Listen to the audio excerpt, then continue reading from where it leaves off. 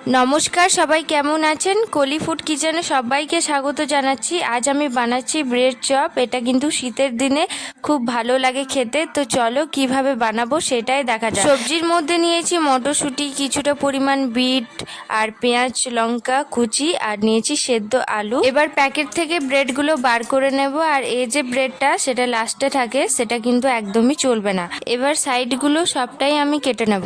আর এখন তো শীতের সময়, এখন তো বিভিন্ন পকোড়া বা যাই বলো না, ভেজিটেবল সবারই বাড়িতে হয়ে থাকে। তাহলে এইভাবে একবার ব্রেড দিয়ে বানিয়ে ফেলো, একদম চটপট, আর খেতেও কিন্তু খুবই ভালো লাগে আর হালকা মিষ্টি মিষ্টি দারুণ লাগে খেতে।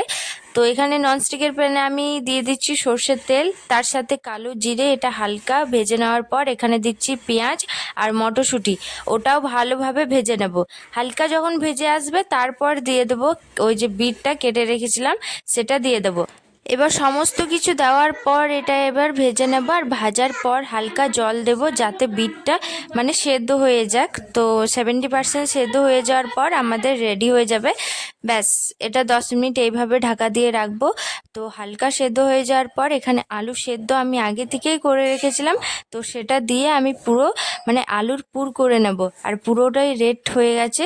আর এই আলুর পুরটাতে কাশ্মীরি লঙ্কার গুঁড়ো বা লঙ্কার গুঁড়ো দেওয়ার কোনো প্রয়োজন নেই, কারণ এটা এমনি এমনিই লাল হয়ে যাবে।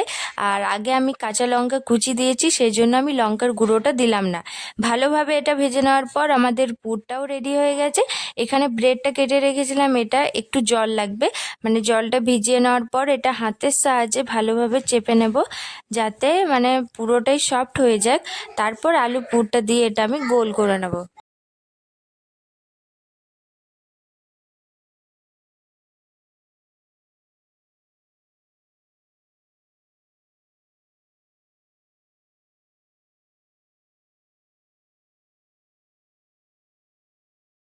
এইভাবে আমি সবগুলো করে নেব। আর বাকি যে রেখেছিলাম সেটা আমি ব্রেড চপ বানাবো, সেই জন্য এক সাইডে রেখে দিয়েছি। আর এটা এবার আমি সর্ষের তেলে এটা আমি ফ্রাই করে নেব। আপনারা চাইলে এটা সাদা তেলেও করতে পারো, তবে সর্ষের তেলেই আমি করে নিচ্ছি। এটা উল্টে পাল্টে করে ভালোভাবে এটা ফ্রাই করে নেব। আর এটা যদি পুড়ে যায় তাহলে কিন্তু একদম নষ্ট হয়ে যাবে। ঠিক টাইমে টাইমে এটা কিন্তু দেখতে হবে।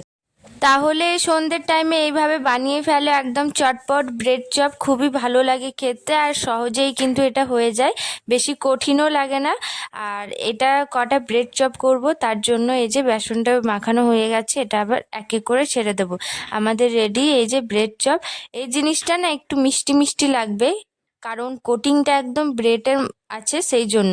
চলো তাহলে ভেঙে দেখাই জিনিসটা কেমন। এই যে একদম ভেজিটেবলের মতো হয়েছে বিটটা দেওয়ার পর, কিন্তু একদমই না। তো বাই, রাধে রাধে, ভালো হয়ে থাকে।